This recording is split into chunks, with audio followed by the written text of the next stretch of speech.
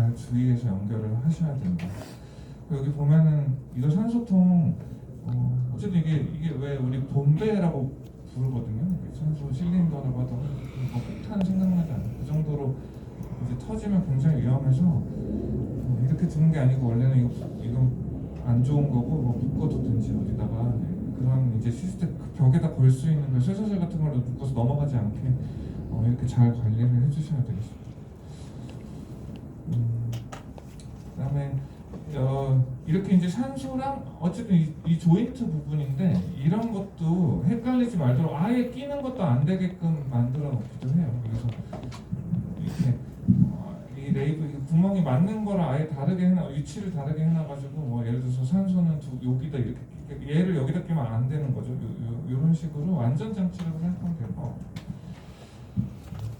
그냥 제가 얘기하고 싶은 그냥 뭐 어떤 형태든 간에 내가 색깔도 맞추고 이것도 맞추고 해가지고 헷갈리지 질소를 막 환자한테 넣으면 큰일 나겠죠. 이런 식으로 이제 아예 조인트 끼는 위치가 다르게끔 저렇게 표시된 것도 있고 그다음에 그 이제 산소를 통해서 나오는 걸 레귤레이터라는 게 조정을 한다 그랬어요. 이게 산소 압력 이거 공배 안에 있는 압력은 너무 세니까 이거 마취기 그냥 그대로 들어가면 망가지거든요. 마취기 망가지니까 그런 걸 줄이기 위해서 이렇게 레귤레이터라고 여기 압력을 일정 압력을 이상 안 올라가게끔 이렇게 조절해주는 레귤레이터가 어디에나 있습니다. 그래서 근데 이제 우리 수술방 가보면 레귤레이터 꼭 없이 생긴 것 같이 이렇게 벽에서 바로 나오거든요. 얘가 이제 마취 가스로 바로 꽂는데 레귤레이터가 사실은 저 중앙 공급 장치에 달려 있어요. 그래서 이거를 벽으로 이렇게 뺀 것뿐이고 항상 프레셔 레귤레이터가 있다. 뭐 천장에서 이렇게 내려오는 형식도 있고 어디에나 산소통 옆에는 이렇게 레귤레이터가 달려 있고 그래서 혹시 뭐 산소를 통을 가져와라 뭐 이제 갈아야 된다 뭐 어쨌든 그때 레귤레이터 있는지 한번 보는 거예요. 레귤레이터 없으면 바로 꽂으면 큰일 나니까 같이 갖고 다녀야겠죠.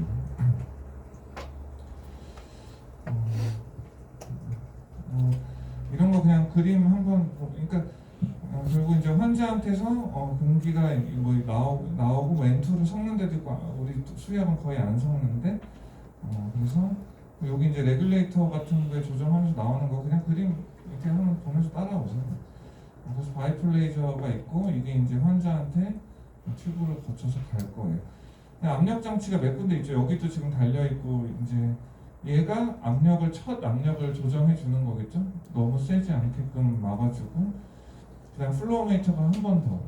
이건 우리가 이제 환자한테 정말 이제 그 유량을 이제 정하는 거죠. 내가 분당 2리터면 2리터, 좀 한잡하면 5리터면 5리터 이렇게 틀면 한 번, 두 번 안전장치 거쳤고 그 다음에도 이쪽에 이제 뒤에서 배울 뭐 벤틸레이터든 아니면 내가 백으로 넣어주는 거든 여기도 하나 이제 압력을 보면서 폐가 터지지 않게 우리가 10에서 15 정도만 보통 이렇게 폐포가 얼마나 압력을 가는지 이런 걸 보는 이런 압력계가 하나 더 있을 거예요. 그죠?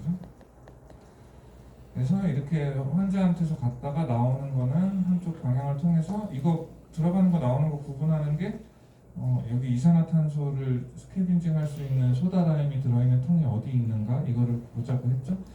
소다라임을 통해서 이산화탄소를 흡착시킨 게 일부 같이 돌기도 하고 남는 거는 밖으로 이제 빼주는 이런 시스템이 될 거고 이게 보통 우리가 지금 채택하고 있는 세미 클로스드 방법이라고 뒤에 나와요. 반 폐쇄로 아예 폐쇄도 아니고 완전히 열어놓은 것도 아니고 반은 순환시키고 뭐 딱 반은 아니지만 일부분 순환시키고 일부분을 밖으로 뺄 수 있는 이런 보통 이런 마취 방식을 많이 채택하고 있어요. 그 다음에 또 안전장치가 걸려있는데 이거는 뭐냐면은 산소가 없어도 문제잖아요. 산소가 너무 압력이 낮거나 하면 이제 여기서 소리가 나요. 삐 하고 소리가 마취기에서 날 때가 있어요. 이렇게 해서 압력이 너무 높은 것도 문제지만 너무 낮아도 원활하게 이제 환자한테 산소가 안 갈 거기 때문에 알람 시스템을 채택하고 있어요. 내가 줄 수 있는 플로우미터 안전장치 중에 이렇게 내가 유량을 조절할 수 있는 게 있다 그랬죠. 그래서 여기 이렇게 동그란 밸브를 왼쪽으로 돌리면 열려요. 보통 다 우리 나사도 오른쪽으로 잠기는 게 닿게끔 돼 있죠. 그래서 왼쪽으로 돌리면 열리니까 산소가 이렇게 올라와요. 이 게이지 이 눈금이 분당 리터 눈금이 1리터, 2리터, 3리터 그리고 내가 이거를 조금 조절하면 동그란 볼이 이렇게 위로 올라가면서 이 정도의 산소가 나오고 있구나 이걸 볼 수 있는 거고. 그래서 어느 마취기든 이렇게 그냥 다 있어요.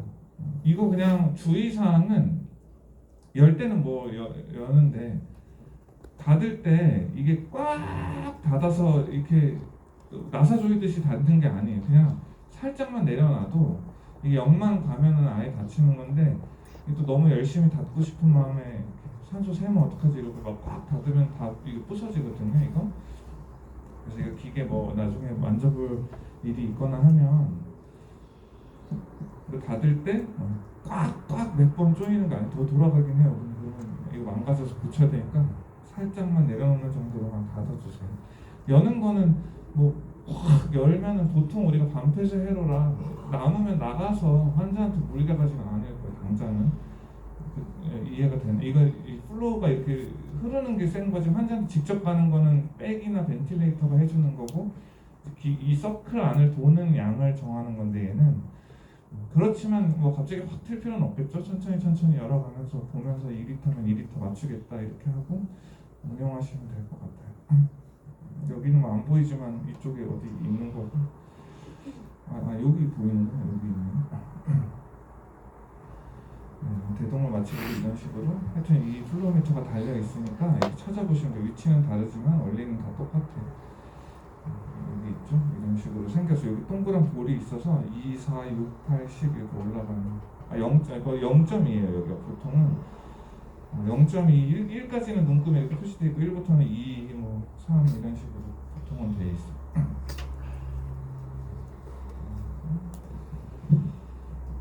그래서 이제 우리가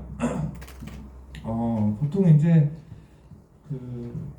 만약에 얘를 마스크로 해가지고 일단 우리가 주사로 재우는 게 아니고 마스크로 재울 때도 있거든요. 아니면 뭐 실험동물에서는 이런 거 많이 쓰고. 근데 강아지도 만약에 주사 약물이나 이런 거 주기가 좀 부담스러운 심혈관계 뭐 문제가 많거나 이럴 때 마스크 인덕션이라 이렇게 대고 있으면 지가 숨 쉬어서 자게끔 할 때는 이제 이 추천하는 양이 있어요. 플로우미터를 추천하는 양이 10kg 미만에서 한 3에서 5 정도로 좀 틀어줘야 그래도 이게 원활하게 마취가스 갖고 가서 얘가 잔다. 대신에 세미 클로스드 방식에서는 그거보다 훨씬 더 이제 줄여도 이렇게 마취를 운영할 수 있으니까 분당 한 1.5리터 정도 좀 많이 써요. 이렇게 계산해서 분당 1.5 정도 틀고 근데 체중이 더 많이 나가면 한번 계산해봐서 이거밖에 모자르겠다 싶으면 좀 더 틀어주긴 해야죠. 우리 계산해보면 나중에 한 번 숨 쉴 때 예를 들어서 뭐 10 정도고 얘가 근데 킬로그램이 뭐 예를 들어서 강아지가 뭐 50kg다 그러면 뭐 500 필요한데 이게 한 번 숨 쉴 때니까 분으로 계산하니까 이게 지금 분당이잖아요. 그러니까 횟수가 20평한데도 이게 뭐 2리터 넘어버리는 거죠 계산하면. 그래서 아주 큰 강아지들의 경우에는 이거 한 번 더 생각해서 유량을 늘려주면 되는 일이고.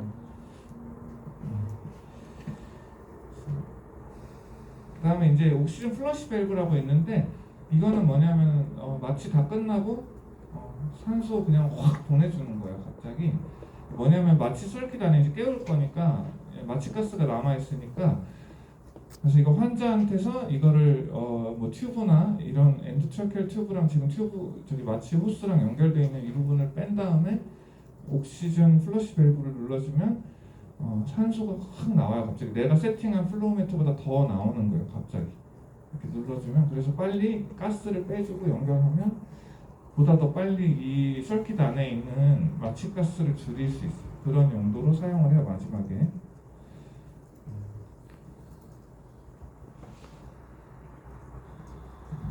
보통은 이건 버튼 형식으로 이렇게 되어 있거든요. 여기 보이는데 이렇게 한번 누르고 있으면 칙 하고 소리 나면서 가스가 막 나와요. 이렇게 버튼 형태로 되어 있고 우리 나중에 마취 가스 이렇게 마취기 보면은 금방 찾을 수 있을 거예요, 여러분들.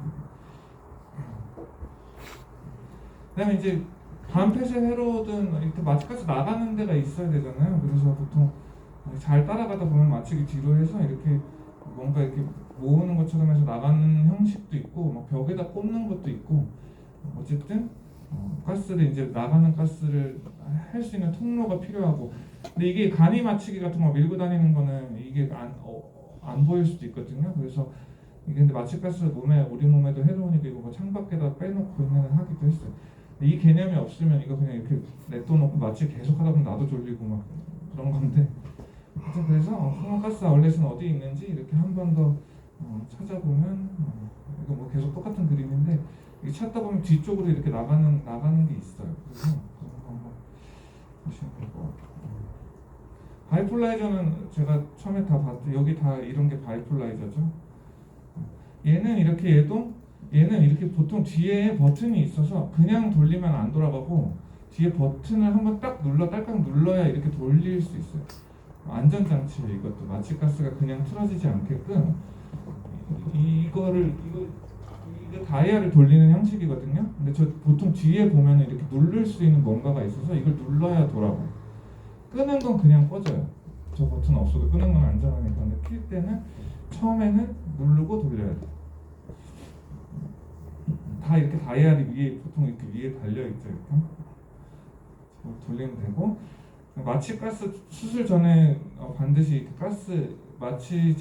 가스가 아니죠. 마취액을 이렇게 부으면 여기 이제 게이지가 있어서 보통 요거를 열어가지고 약을 넣게 되고, 충분히 마취제가 있는 걸 확인을 하고 그다음에 마취를 시작해야 돼요. 마취가스 여기 안 넣어놓고 마취약을 안 넣어놓고 막 돌리다 보면 갑자기 마취경은 왜 그러지 이런 거 이거 없고, 이것도 반드시 체크해줘야 되는 거.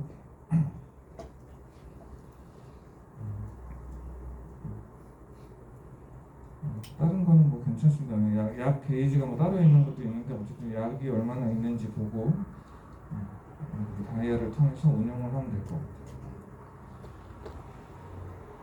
이제 원웨이 브레싱 밸브라고 여기 요런 데 있는 건데, 이게 뭐냐면 들어갈 땐 들어가야 되고 나올 때는 나와야 되고, 이게 딱 들어갈 때는 딴 데가 나오는 게 막혀 있어야 환자한테 갈 거잖아요. 그래서 요 산소가 들어가고 나오는 요 위에 요게 조금 보이는데, 요런데 여기 보이죠?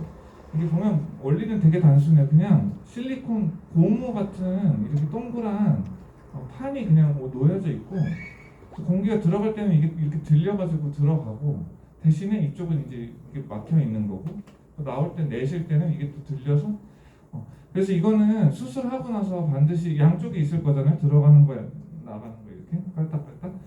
그래서 이거를 청소를 잘 안 해놓고, 이거 보통 그래서 열어서 말려놓고 이러는데, 이거 뚝 들러붙어 있으면 마취가 원활하게 안 되고 숨이 잘 밖으로 안 나가고 이런 문제가 있어서 이거는 오픈해서 해도 그런 원리로 이제 한쪽 방향으로만 가게끔 고안이 돼 있어요. 이런 식으로 이런 부분이에요. 여기 들어가는 거 나가는 거에 고무로 이렇게 왔다 갔다 막을 수 있게끔 되어 있어요. 이게 보이네요.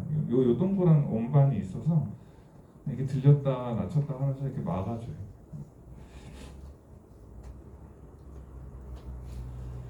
팝업 밸브라고 있는데, 팝업 밸브는 보통 내가 이렇게 팝업 밸브는 이렇게 백 있잖아요. 백 근처에 이제 요런 부분에 달려 있는 경우가 많고, 지금 잘 여기서 그림에서 잘 안 보이는데 팝업 밸브 이게 잘 보여요. 잠깐만요.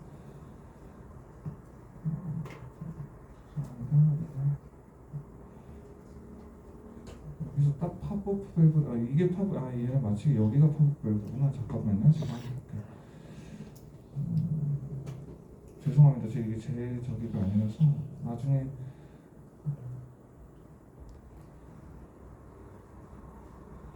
우리 마취기를 보면, 팝업 밸브 뭐냐면은 설명드리면은 지금 반폐쇄 회로에서 쓰는 건데, 이게 반폐쇄 회로인데 팝업 밸브라는 거를 다 닫으면 일시적으로 이제 폐쇄시킬 수 있어요. 이 회로를.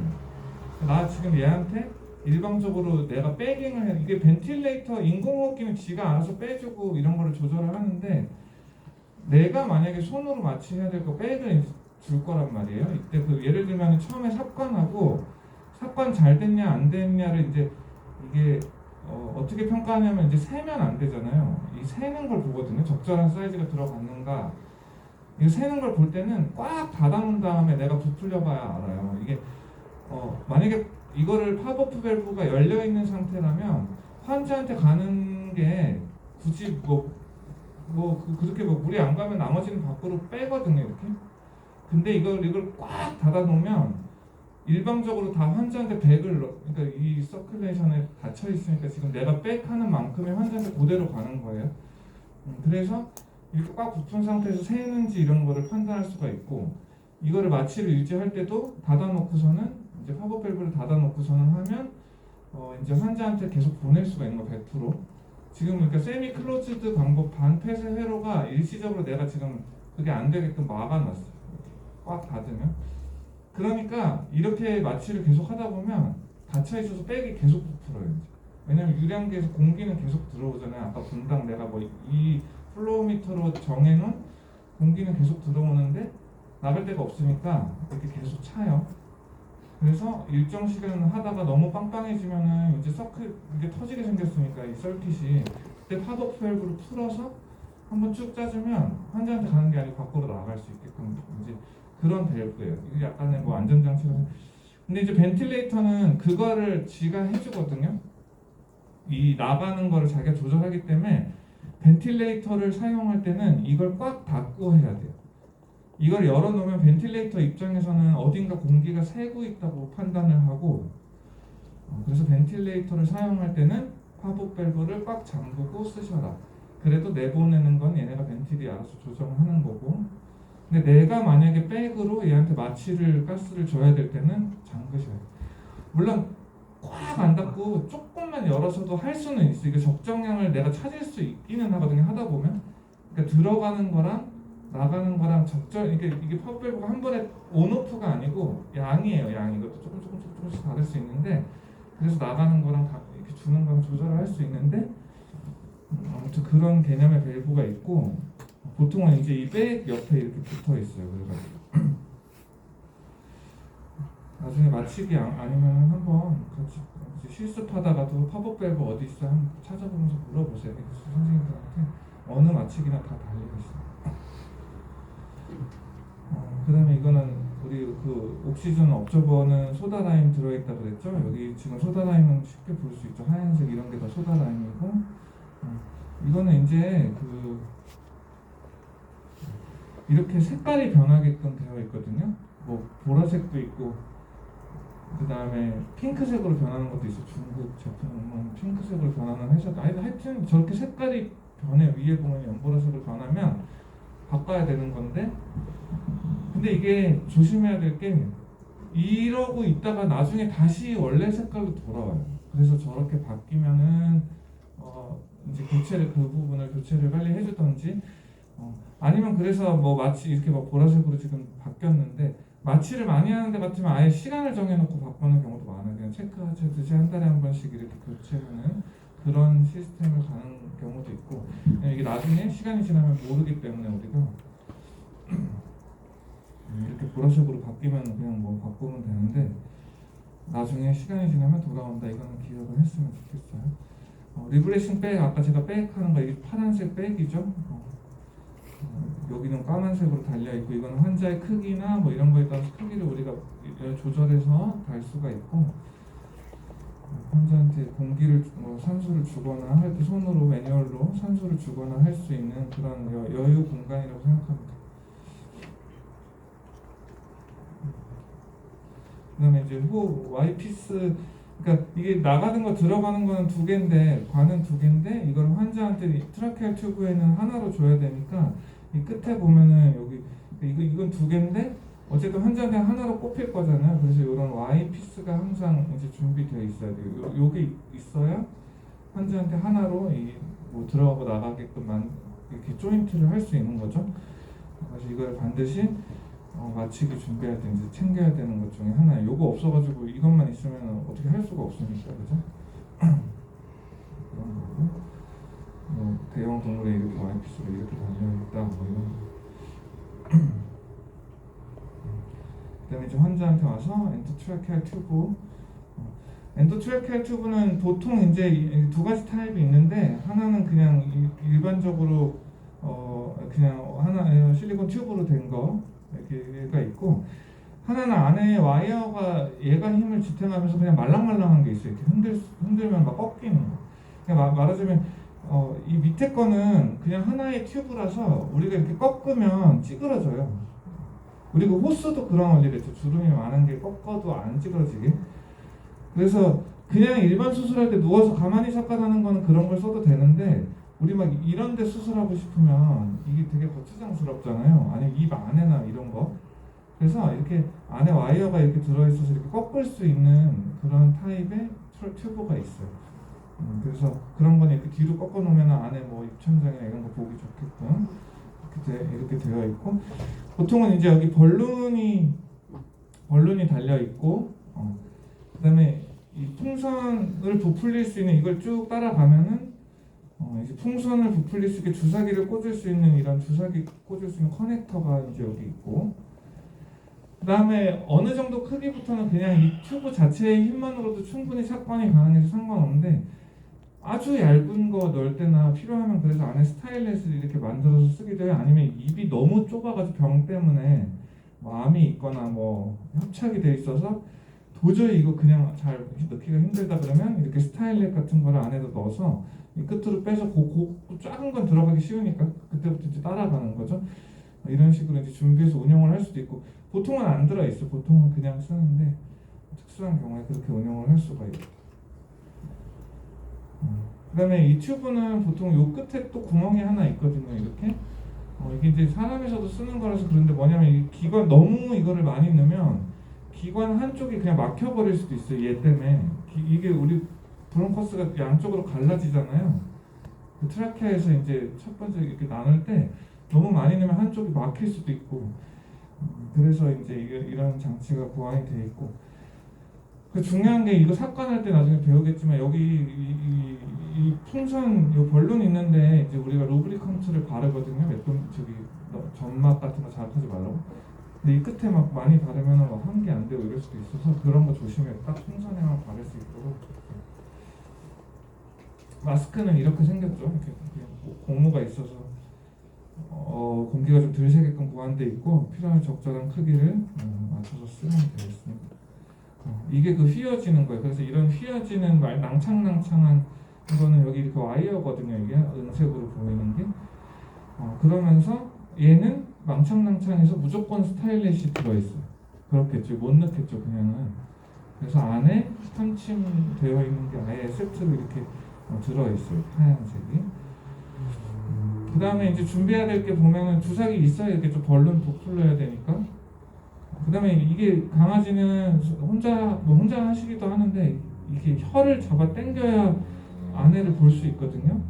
그래서 근데 혀가 미끄러워서 자꾸 말려 들어가요. 그래서 거즈 한 장을 반드시 준비를 해놔야 돼. 마취 이렇게 인투베이션 하겠다고 할 때. 그다음에 이게 라링고스코프 있어야 돼. 여기 묶어놓은 거는 뭐냐면 너무 깊이 넣지 말라고 미리 정해놓는 거예요. 적당한 만큼만 들어가라고. 그래서 이런 식으로 준비를 하면 우리가 삭관할 수가 있어요. 이제 그냥 이건 상식적으로 우리가 한 번씩 보는 거고, 마치 이제 그 브레싱 시스템 제가 세미 클로즈드 이런 거 말씀드렸잖아요. 그러니까 이게 그냥 완전 폐쇄된 방식의 그냥 이거 뭐 오픈존 코어 시스템이라고 하는데 그냥 완전 가둬놨다고 생각하면 돼요. 옛날에는 이렇게 실험동물 같은 거는 그러니까 우리 뭐 영화에서 보면 이렇게 막 마취가스를 이렇게 눕히는 뭐 약간 그런 식으로 마취하는 거예요. 통 안에 딱 그냥 마취가스를 적신 그 거즈 같은 걸 넣어놓고 근데 요새는 뭐 거의 이런 방식은 쓰지 않으니까 뭐 당연히 싸고 뭐 이런 장점이 있지만 거의 쓰지 않습니다. 이거는 막 냄새도 우리도 맡아야 되고 굉장히 이거 읽어보시면 이해되실 것 같아요. 이거는 이제 그냥 한 번 준 게 그냥 밖으로 나가는 거, 완전 오픈된 거, 논 리브레싱 시스템이라고도 하고, 들어온 건 들어가고 나가는 건 아예 밖으로 그냥 나가서 안 쓰게끔 돼 있고, 그래서 튜브가 두 개인 경우도 있고, 아니면 하나에 이렇게 그냥 안에 튜브가 들어가는 거 나가는 거 이렇게 따로 나눠가지고 뭐 이런 식으로 사용도 했고, 지금 현재 우리가 쓰는 마취기는 거의 사용하지 않습니다. 그래서 개념만 그래요. 개념만 아시고 한번 읽어보시면 뭐 데드 스페이스가 당연히 뭐 튜브가 하나가 없으니까 더 적은데 이런 거는 한번 읽어보시면 될 것 같고, 보통 우리 이제 다시 숨 쉴 수 있는 반폐쇄로 이런 걸 쓰고, 이거는 이제 바이폴레이저가 어디에 있느냐에 따라서 회로 안에 있느냐, 이게 그 회로 밖에 있느냐에 따라서 VIC 그냥 바이폴라이저 인 서클 뭐 이런 거예요. 이건 아웃 오브 서클 이런. 그래서 바이폴라이저가 여기 회로 이 순환하는 회로 밖에 있는 방식과 안에 있는 방식으로 나눌 수 있는 거고. 일단 이거 뭐 가스 아낄 수 있겠죠. 이렇게 계속 다시 쓸 수 있으니까. 그 다음에 체열을 보존할 수 있고 이거를 채택하는 이유가 그리고 이제 공기는 수변한 공기가 원래는 들어가야 오래 마시면 좋은 건데 아까 같은 방식들은 다 그러니까 주고 빼면은 그냥 그 계속 마른 공기만 들어오잖아요. 근데 그런 거에서 또 장점이 있어 같이 쓸 수 있어서 최근에 대부분 다 이런 거를 뭐 쓸 수 있는데 뭐 비싸고 이게 뭐 장비가 많이 필요하고 등등등 이런 게 있는데 어쨌든 보통 이거를 채택해서 쓰고 있다. 이런 방식 다 그래서 이제 보면은 이제 세미 클로즈드 방식에 이거는 그 바이폴레이저가 지금 바깥에 있는 방식이네요. 그렇죠? 네, 이렇게 한번 따라가 보세요. 어떻게 아까 그런 그림이랑 다 비슷한 거니까. 그래서 우리가 마치 이제 이런 체크리스트들을 우리 아까 안전장치가 되게 많이 돼 있기는 한데 이런 거를 이제 마치 시작할 때는 처음에 이런 체크리스트 같은 거를 갖고 검사를 하게 되고 요새는 기계가 해줘요. 그러면은 순서 따라가기만 해도 보면은 일단 우리가 제일 놓치기 쉬운 게 뭔가 하여튼 다 그 우리가 열어놔야 될 환자한테 그 붙는 부분 빼고는 다 완전히 닫아져 있는지를 확인을 해야 되는 거예요. 그래서 기화기도 닫혀 있어야 되고 그다음에 흔히 실수하는 게 그 소다라임 아까 옥시전 스케빈저는 우리가 열어서 갈잖아요. 그런 거 잘 안 닫혀 있으면은 또 세서 마취 안 된다고 나오고 이러니까 우리가 열었던 거 우리가 청소한다고 아까 그 원웨이 밸브 이런 것도 닦으라고 했잖아요. 그런 걸 꽉 닫아 놓는 것부터 시작을 해야 돼. 이렇게 시작을 하고 그다음에 마취가스가 잘 있는지 확인을 한 다음에는 그냥 완전 폐쇄를 만든 다음에 이 바깥쪽도 폐쇄를 그러니까 환자 쪽을 보통 그래서 환자가 없을 때 테스트를 하잖아요. 이거는 그래서 이 백을 하나 더 들고 와서 거기 백으로 막아버려요. 이렇게 거기 백으로 딱 닫으면 그 환자 폐라고 생각하면 이제 완전 닫을 수가 있고 거기서 압력을 이렇게 한 30 정도를 줘보면 기계가 새는 걸 찾을 수 있는 거죠. 기계에서 혹시 어디 이게 공기가 쭉 빠진다 그러면 뭔가 기계에서 새는 거예요. 그럼 제가 마취 진행하면 안 되겠죠? 이런 일들이 이제 자동 머신 요새 비싼 것들은 지가 해주는데 어디서 샌다고 막 찾아주는데 어쨌든 이런 식으로 완전 폐쇄 회로를 만들어 준 다음에 팝업 밸브도 잠그고 꽉 잡으면은 기계가 새는지 안 새는지 테스트할 수 있는 거예요. 이런 식으로 준비를 해서 여기 뭐 30까지 올려 놓고 그런 얘기예요. 그래서 이렇게 하면 될 것 같아요. 그래서 뭐 이거는 뭐 이렇게 산소에서 이런 연결된 밸브 같은 거 확인을 하는 거고 이런 이제 체크 리스트를 만들어서 하여튼 뭔가 어디 이런 실수 많이 하거든요. 산소 안 꽂아놓고서 마취기 왜 안 되지 뭐 이런 것도 많이 하고 하니까 여태까지 봤던 장비들이 다 제대로 붙어 있는지 이런 거를 한번 저희가 마취 실습을 제 선배들도 그렇고 여기가 지금 마취 실습을 잘 안 하게 되죠. 내가 그 나중에 뭐 어디 실습 돌거나 마취기 한 번씩 만져보라고 얘기해. 하면 이게 기계 여기다 갖다 놓고 보면서 하면 참 좋은데 아니면 뭐 좀 나눠서 개인적으로도 위에도 마취기 많이 돌아다니는데 한번 보면 더 쉬울 거니까 내가 그런 시간을 만들어 볼게요. 쉬는 시간이든 뭐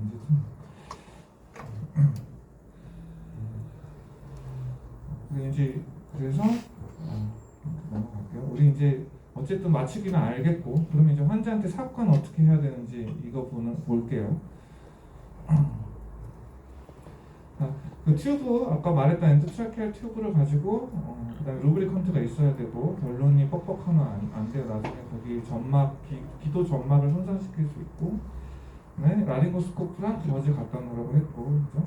혀가 미끄럽고 하니까 주사기 있어야 되고 한 번 더 볼게요. 이렇게 그래서 뭐 이렇게 뭐 준비해 놓으라 그러면 이렇게 막 잔뜩 갖다 놓는데 우리 중요한 건 이거 뭐 ECG는 뭐 이미 달려 있을 수도 있고 이런 거보다도 우리가 중요한 거는 이제 이런 루브리컨트를 잘 갖다 놨는지. 그래서 옛날에는 리도카인 이런 거 제일 많이 썼는데 그 다음에 또 뭐 리도카인 스프레이도 뿌리고 이랬는데 필요하면 쓰면 되지만 이게 뭐 이제 또 기도 반사나 이런 걸 좀 억제해서 또 마취 회복이 좀 어쩌다 해서 요새는 그런 거 말고 다른 젤 쓰기도 해요. 어쨌든 젤을 쓰는 게 중요하다 이런 거 있어야 되고. 보통 이제 갖다 놓으면 보통은 한번 까서 여기 주사기로, 왜냐면 이게 원래는 일회용이에요 다. 사람은 한번 쓰고 버리는 것들인데 사실 동물병원에서는 이렇게 잘 씻어서 이옥가스 돌려서 다시 쓰는 경우가 많이 있거든요. 이거 좀 비용 절감이나 뭐 이런 것 때문에. 그러면은 이게 많이 쓰다 보면 벌룬이 터져 있는 경우가 꽤 많아요. 그래서 넣기 전에 일단 주사기로 한번 부풀려서 벌룬이 빵빵하게 잘 부푼다 이러면 다시 공기 빼서 그때부터 삭감하는 게 두 번 안 갈아끼기 좋겠죠. 이런 식으로. 라링고스코프는 이렇게 두 가지 타입이 있는데 커브된 게 있고 이 스트레이트가 있는데, 원래 사람에서 이거 커브 쓰는 거고 이게 뭐 선호도에 저도 이게 익숙해서 이거 많이 쓰는 편인데, 근데 이제 강아지도 사람이 이렇게 뒤로 누워서 하거든요. 삭관을 할 때 뒤로 누워서. 강아지는 보통은 이제 이렇게 스터널 리커먼시 상태에서 하는 경우가 많아요. 근데 애가 주둥이가 막 길어질수록 커브가 힘들어요. 그치? 그러니까 이게 너무 막 이렇게 긴 애들 있잖아요. 주둥이 길고 하면 이 스트레이트가 좀 더 잘 보이기도 하고 하니까 뭐 어느 것이든 잘 되기는 해요. 뭐 긴 것도 있고 해서 골라서 쓰면 되는데, 어쨌든 이런 두 가지 타입이 있고 선호도에 따라서 골라서 쓰시면 될 것 같아요. 그 이제 커프, 아까 말했던 벌룬이죠. 벌룬, 그걸 뭐 커프라고도 해요. 이거를 이제 부풀려 놔야 폐쇄가 되죠. 이 회로가. 왜냐하면 마취기는 지금 다 막아놨고 좋단 말이에요. 그 공기도 넣는데 기도랑 얘 사이가 비어 있으면 거기서 이제 공기가 일로 셀 수 있잖아요. 그래서 완전 폐쇄가 안 되는 거죠. 그래서 이거 꽉 부풀리면은 이제 오염이나 이런 걸 방지할 수도 있지만 하여튼 이게 필요해요. 이게 막혀 있어야 이 마취기가 작동을 하니까. 근데 여기서 주의할 건 또 너무 세게 부풀려 놓으면 이 점막이 허혈성 괴사가 일어나거든요. 나중에 기도 협착 이런 병변 생기는 케이스가 왕왕 있어요. 네, 뒤에 나오겠지만 저는 이제 추천하는 게 트라케알 튜브를 보통 이제 엑스레이에서 재가지고 80% 정도 사이즈를 쓰라고 하거든요. 근데 사실 작은 게 더 넣기가 쉬운데 뭐 어떤 책에 따라 뭐 60%, 70%에도 마치 안 되는 건 아닌데, 튜브를 가능한 한 그렇게 크게, 그렇다고 100%짜리를 막 긁고 가면서 쓸 수는 없는 거고 80% 이상 큰 걸 고르고 대신 벌룬을 조금씩 부풀리면서 마취기가 안 새는 걸 내가 아까처럼 완전히 폐쇄시켜 놓은 다음에 공기를 넣으면서 이렇게 소리를 들을 수가 있어요. 씩 하고 새는 소리가 들려요. 그거 안 셀 정도까지만 부풀리는 걸 추천할게요. 더 꽉 부풀리면 기도가 나중에 문제가 될 수 있어서 천천히 어느 정도 부풀린 다음에는 새는지 안 새는지를 우리가 직접 아까 그 백으로 이제 팝업 밸브를 잠그고 백으로 넣어주면서 그 환자한테 들어가는데 그게 새는지 안 새는지를 보면서 딱 안 셀 정도만. 이게 너무 세게 부풀리는 거 그렇게 바람직하지 않아요. 이 트라케알 튜브는 이제 사이즈를 우리가 말을 할 때 내경으로 이제 표시가 되어 있어요. 아이디로 이너 다이아미터 내경으로. 그래서 이게 어떻게 되냐면 2.5, 3, 3.5, 4, 4.5 이런 식으로 이제 0.5 단위로 이제 사이즈가 그래서 클수록 더 큰 거예요. 근데 사실 튜브는 우리가 부를 때는 내경인데 여기 읽어보면 외경이 표시가 돼 있거든요. 예를 들어서 뭐 5짜리 튜브 주세요 하면 얘 이렇게 읽어보면 사실 아우터 다이아미터가 뭐 6.7mm 막 이래요. 실제로 우리가 고를 때는 엑스레이 갖고 뭐 길이 재가지고 고를 때는 그 외경을 가지고 고르긴 해야 돼요. 이해되셨죠? 내가 우리끼리 말하는 거는 얘 이름은 아이디로 돼 있거든요.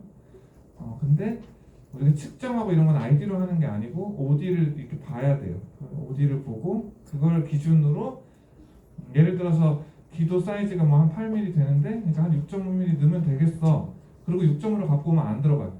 그게 아니고 5짜리 갖고 오는 거죠. 그죠? 그런 개념이에요. 이름이 그렇게 붙여져 있어서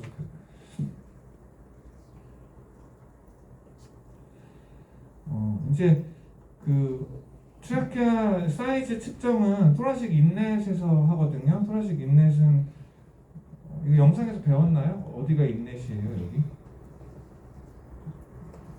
저기 그죠? 저기인 거 같아요. 그래서 여기 이제 흉추 첫 번째 흉추에서부터 해가지고 여기 첫 번째 그 흉골의 가운데 부분을 이렇게 이으면 여기를 이제 소라식 인렛이라고 하고 이 부분을 기준으로 해요. 이 트라케아 튜브 사이즈 정할 때. 그래서 여기에 이제 수직으로 기도의 수직으로 이렇게 선 곡이 있는 거기에 길이의 80%를 OD로 정하는 거예요. OD로. 그죠? 아우터 다이아미터가 그런 거예요. 그래서 그 아우터 다이아미터를 가지고 이렇게 읽어보고 맞는 튜브를 준비하면 될 것 같아요. 그래서 여기 보면은 이제 튜브 사이즈가 이제 표로 여기 귀찮으니까 이거 계속 돌려가면서 막 찾기 귀찮고 외우기는 힘들고 하니까 이렇게 이제 정리를 해놓고 쓰는 것도 방법인데 여기 지금 멀피 아몰드 이게 뭐냐면 멀피가 그냥 우리 일반 실리콘 튜브 그거고 아몰드가 이 휘어진 낭창낭창한 엔도트라케아 튜브예요. 조금 다르죠. 아무래도 낭창낭창하게 만든 그건 막 와이어를 막 심어놔야 되니까 좀 더 큰 거, 좀 바깥지름이 크죠. 근데 이름은 이런 거예요. 이게 3.5, 4.0 이게 쉬워서 우리가 그렇게 부르고 그래서 5.0짜리 예를 들면 얘는 이제 아우터 6.7이네요. 그러니까 이거를 계산을 하는 거예요. 엑스레이를 보고 다시 한번 강조드리는데 헷갈리지 마시고 이거 딱 재가지고 6.7이라고 6.5 정도면 되겠다고 6.5 가져가면 사실 8인 거죠, 그죠? 너무 큰 게 들어가면 또 이렇게 막 사이즈별로 잔뜩 넣어놓고 이렇게 갖고 있는 편이고 이게 왜 이렇게 또 하냐 하면은 우리 또 하나 강조드릴 게 그래서 사이즈 쟀어요. 재긴 쟀는데 실제로 넣어보면 예를 들어서 목구멍 들어가는 거기가 너무 좁거나서 안 들어갈 수도 있고 해서 앞뒤로 한 사이즈 다 그러니까 3개 가져가는 거. 내가 정한 사이즈 말고 앞에 하나 뒤에 하나를 항상 준비하고 있어야 돼. 지금 안 들어가면 빨리 바꿔야 되니까 딴 걸로 그런 식으로 이제 그 여기 이렇게 생긴 거 하얀 게 멀피 타입이고 여기가 아몰드 타입이 이렇게 생긴 게 이런 스타일렛이 다 꽂혀 있어요. 이렇게. 네, 참고하세요. 이거 뭐 이제 이건 서울대학교에서 체중별로 이제 어느 정도 트라케아 지름 보통 이렇게 응급되는 엑스레이 찍고 길이 재고 앉아 있을 수 없잖아요. 그래서 또 그런 애들을 그런 상황을 대비해서 대충 그래서 우리도 이제 사실은 막 임상 오래 하다 보면 안 재고 그냥 넣어도 대충 맞거든요. 근데 이렇게 참고하시고 보통 그래서 보면은 한 3 밑으로 사이즈는 잘 배에서는 안 쓰게 돼요. 잘 다 세고 그래서 3.5 정도부터 해가지고 보통은 이제 쓰게 되고 참고로 나중에 보시면 될 것 같아요. 하면서 뭐 품종마다 다르고 하니까 우리가 이렇게 앞뒤로 하고 이제 경험이 쌓이고 하면 그렇다고 조금 작아도 사실 벌룬을 조금 더 부풀리면 마취가 되고 이제 큰 거 넣는 걸 제가 선호하는 거고 저희들이 임상하면서 왜냐면 벌룬을 빵빵한 게 안 좋으니까 그렇게 생각하시고 너무 스트레스는 받지 말고 이렇게 준비해서 하시면 될 것 같아요. 이제 튜브 이거 아까 묶어놨었죠. 중간에 종이 묶어놨었잖아요. 그래서 얘가 많이 들어가는 게 바람직하지 않아요. 이게 폐 원룸 벤틸레이션이라고 하는데 의도적으로 그렇게 할 때도 있거든요. 한쪽 폐를 기능을 안 하게 해서 흉곽 수술을 하고 싶어요 내가. 그러면 이 튜브를 끝까지 넣으면은 그 한쪽 기관지를 막을 거 아니에요. 그 안에까지 넣으면 그럼 이쪽 폐가 일 안 하면서 여기 수술하기가 쉬워지는 걸 이제 원룸 벤틸레이션이라고 하는데 대부분의 경우에 이거를 안 하고 싶은 게 뭐냐면 이렇게 원룸하면 진짜로 얘한테 산소 주는 분압이 진짜 반은 뚝 떨어져. 뭐 당연하겠죠. 한쪽 폐가 일을 안 하니까. 그래서 특수한 상황이 아니면 안 하고 싶고 그러니까 우리가 길이를 재는데 플라스틱 있네. 그러니까 이게 밖에서 보기에는 어깨 요 정도까지 이제 재서 근데 또 뭐 여기서부터 해가지고 그러니까 어깨 재도 이게 다 한 것 같지만 사실 그러니까 요 정도에 우리가 거기 에피글로티스가 있을 거잖아요. 그래서 여기서부터 여기까지 이제 여기 어깨까지 갔을 때 요 정도에 묶어놓으면 더 안 들어가겠다. 여기 요 정도에 묶어놓으면 안 들어가겠다 하고 하는 그 위치를 표시를 해두는 게 좋아요. 미리. 안 그러면 막 긴장해서 하다 보면 끝까지 다 넣거든요. 많이 그렇게 되기 때문에 조금만 넣어도 돼요. 많이 안 넣어도 되는 거라. 보통 이제 스터널 리컨번시로 하고 요새는 근데 이렇게 누워서도 할 수 있어요. 누워서도 할 수 있고 뭐 선호에 따라서 하시면 될 것 같고 스터널 리컨번시가 유리한 건 그거죠. 얘가 숨쉬기가 어쨌든 항상 좀 편하고 뭐 그런 건데 필요하면은 왼쪽에 누워서도 할 줄 알아야 돼 나중에. 왜냐면 수술방에서 마취 중에 갑자기 뭐 결론 터지고 이래가지고 가는 경우도 있거든요. 근데 수술하고 있는데 갑자기 다시 자리 좀 잡아주고 이건 아니니까, 그죠? 근데 쉬워요. 어느 방향이든 다 쉽게 할 수 있으니까 여러분들이. 그다음에 중요한 게 보조자가 보통은 있어야 되고, 근데 혀를 잘 빼줘야지 잘 보이고, 하나는 또 목을 이렇게 좀 일자로 펴줘야 돼요. 이게 목을 이렇게 구부리고 있으면은 안 들어가요 여기서. 그래서 일자로 쭉 펴주는 게 굉장히 이제 삭관하는데 유리하다. 그런 게 있어요. 나머지는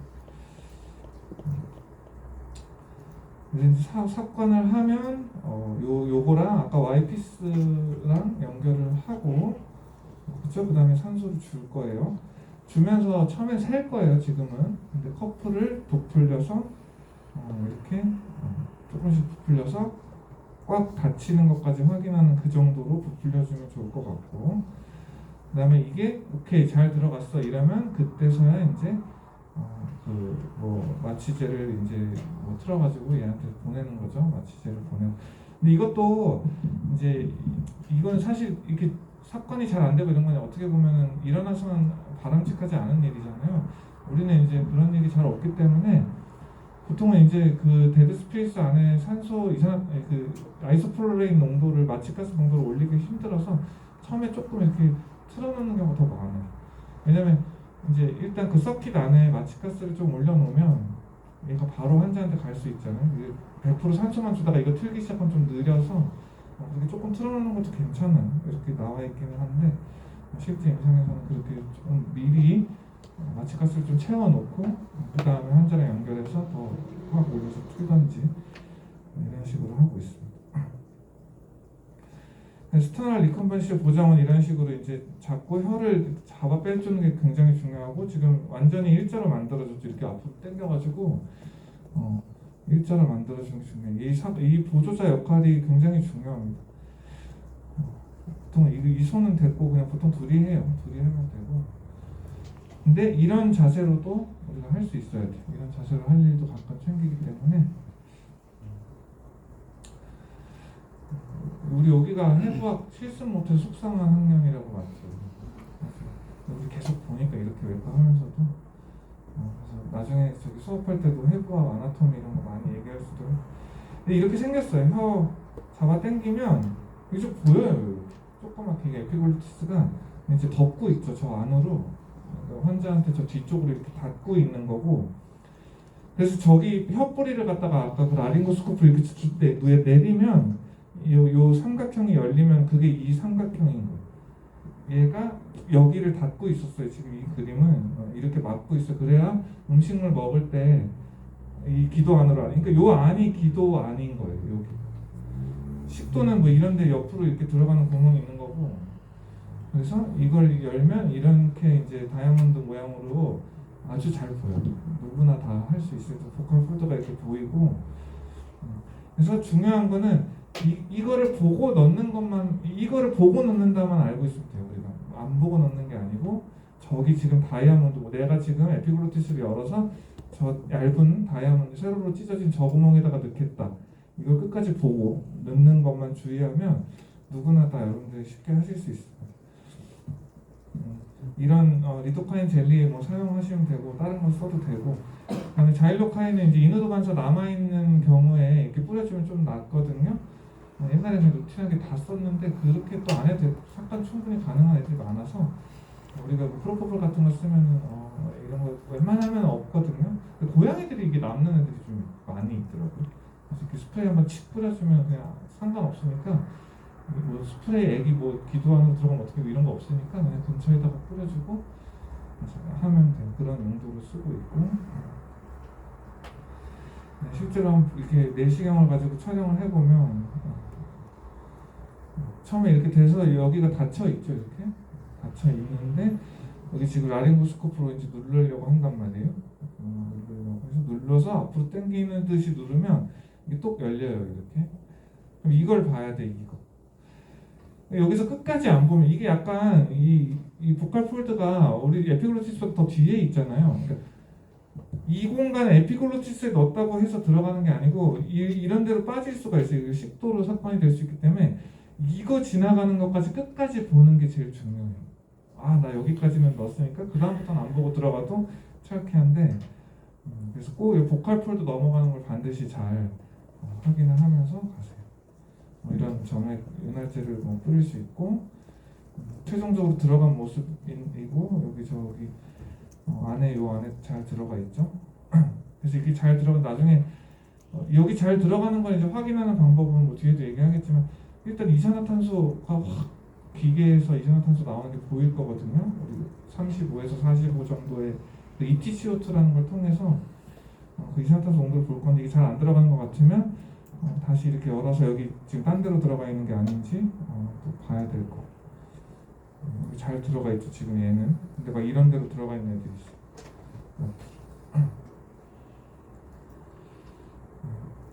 뭐 제가 설명드린 이런 순서고, 잘 보고 넣어라. 라리보스콥 써서 이런 거고, 그다음에 뭐 이렇게 뭐 산소를 반드시 틀어줘라 이런 거 한번 읽어보시면 그 플로우가 보일 거고.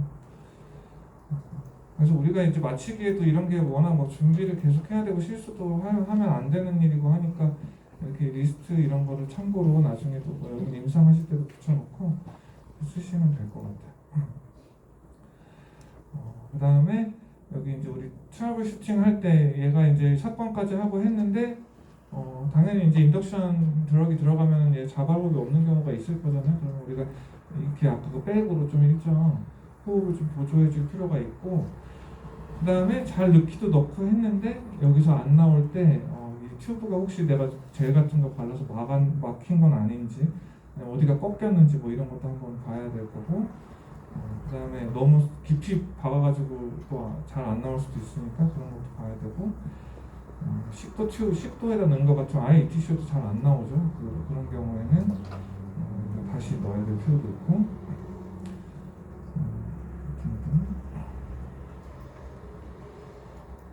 그러니까 이런 실수를 많이 해요. 일단 넣는 거에 너무 꽂혀 있어서 처음에 하면 긴장되고, 넣는 거에만 꽂혀 있다가 넣었다 그러면 쭉 넣어요 끝까지. 그래가지고 여기 보면은 뭐 원렁이죠. 이거 한쪽만 된 거라서 이렇게 습관하지 않도록 미리 재놓도록 잘 조심해야 될 것 같아요.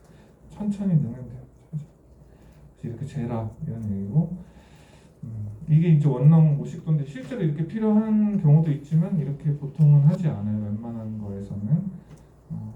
그리고 그다음에 이거는 벌룬을 너무 빵빵하게 하지 말아라는데, 너무 빵빵하게 해서 여기 트라키아가 괴사되는 일도 있지만, 그것도 또 너무 빵빵하고 해서 안에 이렇게 막 이렇게 좁아질 정도로 이렇게 압력을 막 과하게 넣는 경우도 있고, 어쨌든 벌룬을 막 터질 정도, 벌룬 엄청 커요. 생각보다 튜브보다 엄청 크기 때문에 그렇게 맥시멈으로 다 부풀릴 필요가 거의 없어요. 조금씩 확인하면서 하는 게 좋겠다. 한 번 더 강조드립니다.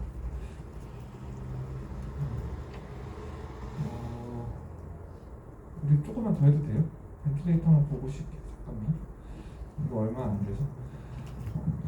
그리고 이제 우리 내가 여태까지는 삽관해서 이제 백잉하고 그 세미 클로즈드 방법이지만, 내가 폐쇄 회로를 만들어서 팝업 밸브로 폐쇄 회로 만들어서 백잉을 했는데, 계속 하고 이렇게 수술하면 귀찮잖아요. 이거 뭐 사실 이제 벤틸레이터가 이런 일들을 해주는 이제 그런 장비들이 있고, 우리가 이제 이런 이제 정상적인 그런 걸 알아야 되는 게, 우리가 그냥 숨을 쉴 때는, 내 얘기를 했나?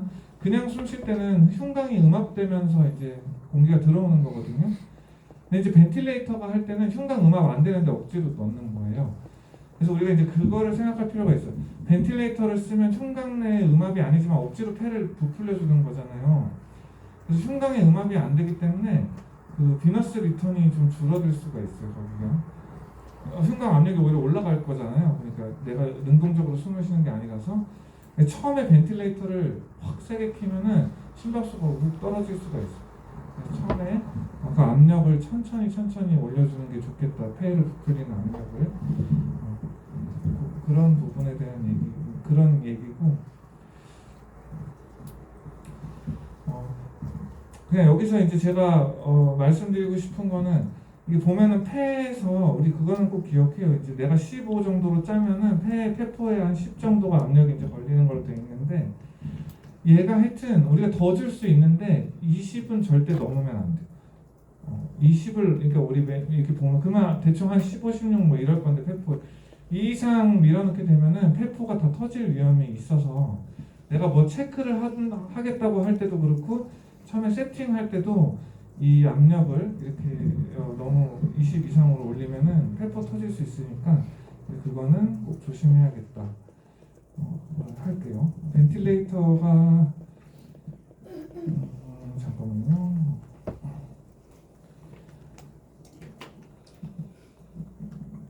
여기는 지금 벤틸레이터가 이게 벤틸레이터인 것 같나요? 벤틸레이터가 지금 이렇게 생긴 거 말고 나중에 벤틸레이터 따로 또 보여드릴게요. 하여튼 기계처럼 생겼어요. 그래서 여기다 뭔가 숫자로 세팅을 할 수 있고, 우리가 세팅을 할 수 있게끔 된 그런 이제 기계 장비들이 있을 텐데, 그런 거 이제 그래서 처음에 이제 벤틸레이터 세팅을 어떻게 하느냐 하면, 보통 이제 호흡수를 애들 이제 숨 쉬는 정상 호흡수에 맞춰서 8에서 15회 정도 해놓고, 그다음에 이제 두 가지가 있는데, 벤틸레이터의 볼륨을 조절하는 게 있고, 그러니까 한 번 넣을 때 너 공기 이만큼만 넣어, 몇 미리만 넣어, 이렇게 조절하는 게 있고, 아니면은 압력을 얼마나 넣는지는 잘 모르겠는데 너 압력을 10mm HG까지만 넣어, 이렇게 세팅을 할 수가 있거든요. 앞에 거를 이제 Pressure Controlled Ventilation이라고 하고 PCV, 뒤에 거를 이제 볼륨 컨트롤이라고 해요. 그러니까 양으로 할 거냐. 볼륨 컨트롤로 넣으면은 압력이 수동적으로 이제 잡히겠죠. 얼마가 되는지 잘 모르겠지만, 그다음에 압력을 기준으로 하면 얼마나 양이 들어가는지 모르겠지만, 그래서 보통 마취기도 이거 두 개 다 할 수가 있고, 일단 제가 추천드리기로는 일단 압력이 제일 중요한 것 같아요. 환자한테 얼마를 넣는지가 중요한 게 아니고, 이 압력 정도는, 왜냐면 그 이상 넣으면은 터질 수 있잖아요. 그런 것 때문에 일단 압력을 넣고, 그 상태에서 이제 뭐 이산화탄소 농도 보면서 양을 조절해 가면 될 것 같습니다. 처음에 세팅할 때 볼륨으로 하려면 이 정도 볼륨, 대충 저희는 10이라고 외우고 있어요. 그냥 보통 10 정도로 처음에 시작을 하고, 그 다음에 여기 보면 이제 PP라고 있는데, 이거는 그 호기말 이제 호기말의 그 압력인데, 그 이산화탄소 압력, 이산화탄소 한다, 공기 압력인데, 말하자면 아까 그 그림 보면은 이렇게 엔드 익스피레이션에서는 원래 0을 만들잖아요. 다 0이 되거든요. 그게 목적인데, 특수한 경우 예를 들어서 개용을 하면 이게 0이지만 사실 0이 아니고 대기압에 의해서 이게 짓눌리거든요. 폐포가 이걸 막고 싶은 거예요. 이제 그래서 최종적으로 공기를 빼줄 때 다 안 빼고, 한 예를 들어서 핍을 2로 설정해 놓으면 빼다가 2까지만 빼고 공기를 넣고 있어요. 이 벤틸레이터가. 이해돼요? 그래서 폐포가 완전히 찌그러지지 않게 할 수 있는 그런 기능이 있어요. 근데 보통은 개용 안 하면 0 그냥 세팅하면 되고, 이런 게 다 이제 흡기랑 호기 비율인데, 예를 들어 하고 좀 있다가 이런 모양이거든요. 보통 1:2로 보통 세팅돼 있어요. 아니면 1:2.5 정도, 이런 정도면 될 것 같아요. 이 정도 제가 말한 것만 기억해서 처음에 세팅하면 될 것 같아요. 호흡수 한 10 정도, 처음에 볼륨 한 10 정도, 그런 식으로 피프 0 처음에는 흡기 호기 비율 1:2 정도, 이런 식으로. 이런 거 좀 넘어가고, 그래서 제가 그 말씀드린 것 정도에서 크게 벗어나지 않게, 처음에 벤틸레이터 딱 켰을 때 심박수 확 떨어질 수 있는 거, 볼륨 그런 이유로 음압이 안 되기 때문에 그때 처음에 조심하는 거랑, 그래서 너무 센 압력으로 세팅해가지고 왜냐면 확 볼륨을 처음에, 그러니까 제가 10 정도 얘기했잖아요. 한 15 들어가도 될 텐데, 그 낮은 거부터 해서 아까 8에서 15였는데 15부터 하지 마시고 8에서 10 이렇게 처음에 세팅해서 천천히 올려가는 거를 추천을 드리고, 왜냐면 이런 심혈관계 서프레이션이 될 수 있기 때문에 이런 식으로 이제 벤틸레이터 운영하면 될 것 같습니다. 그래서 보통 뭐 여기 횟수 올릴 수 있는 거 뭐 아니면 뭐 다른 이렇게 우리가 그냥 내가 세팅할 수 있는 값들을 조정할 수 있게끔 보통 되어 있고, 나중에 이것도 같이 볼 수 있도록 할게요. 제가. 꼭 자리를 만들도록 하겠습니다. 컴플리케이션 한번 읽어보시고 이거 알 수 있는 것들이니까 뭐 폐 손상을 할 때 제일 조심하시고 폐 터지면 뉴모토라스 일어날 수 있는 거고 그 다음에 뭐 이런 거 읽어보시면 모르는 거잖아요. 너무 깜깜하게 부풀리지 마시고 이것도. 우리 10분 쉬었다가 다른 거 볼게요. 뭐 질문 있나요 혹시? 뭐 설명을 잘 못해서 질문 있을 게 없는 거고 궁금한 거 있으면 물어보세요.